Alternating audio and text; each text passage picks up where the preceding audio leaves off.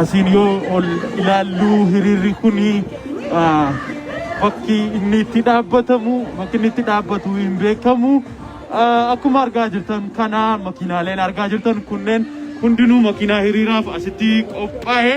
Egaa hanga mirgi ilmaan Oromoo biyya isarratti kabajamutti dhalli Oromoo biyya Kanaadaa kutaa Albertaa magaalaa Edmonton jiru qeerroof qarreen mirga keenya falmachuudhaaf of duuba hin deebi'anii akkuma argaa jirtan kana egaa kunneen makiinaa hiriiraaf asitti argame Free Baqqalee Garbaa.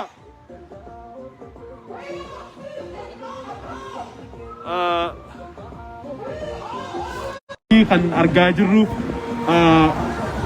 kunoo qeerroof qarreen akkasittuu tokkummaadhaan harka wal qabatanii magaalaan Edmonton hedduu nama hedduutu bahee akkuma daawwachaa jirtan Free Jawaar Mohammed, Free Baqqalee Garbaa, Free Hamzaa Booranaa, Free mana hidhaatti dararfamaa jiran haa gallakkifaman jechaa jiru afaan adda addaatiin magaalaa Edmontonitti dhaadannooleen dhaggeessifamaa jira. Egaa haga danda'ametti nuti gara jidduutti aannee kan jirru hiriira kana amma immoo akkuma argaa jirtan kana makiinaaleen halluu keelloo gubbaa isaan aasuudhaan hiriira kanarratti argaman kana fakkaatu. Akkumatti wajjin dura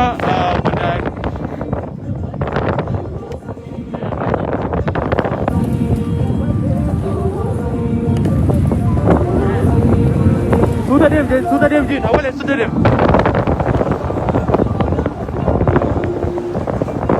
Free Jawaar Mohammed, Free Baqqalee Garbaa, Free Dr. Colonel Gammachuu, Free Hamzaa Booranaa, Free Baqqalee Garbaa. Egaa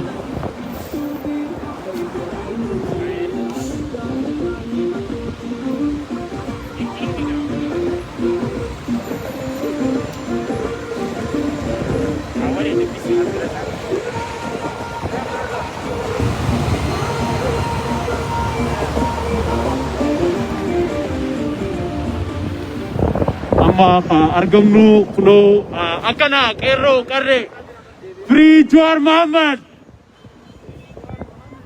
down naftanya Abiy must go akkana daawwachaa jirtanii sagalee ummata OMN magaalaa Edmonton kutaa Albertaa biyya Kanaadaa tirraa hiriira qeerroof qarreen magaalaa Edmontanii fi naannoo ishee tirraa irrattuu hirmaatanii hawaasa Oromoo waldaalee Oromoo magaalaa Edmontaniin dabalame isin biraan gahaa jiru.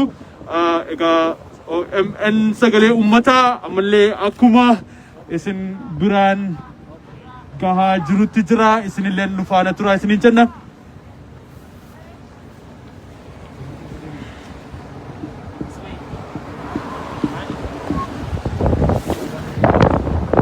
Akkuma argaa jirtanii walakkaa sarraayi duuba deebine amma immoo suuta deema akka danda'amen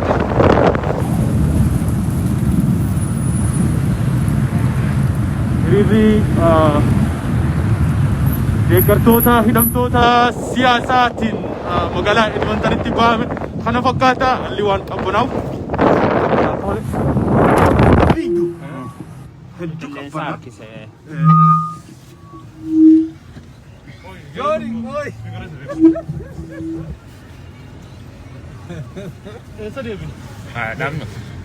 Anak mau anu sama ini nanti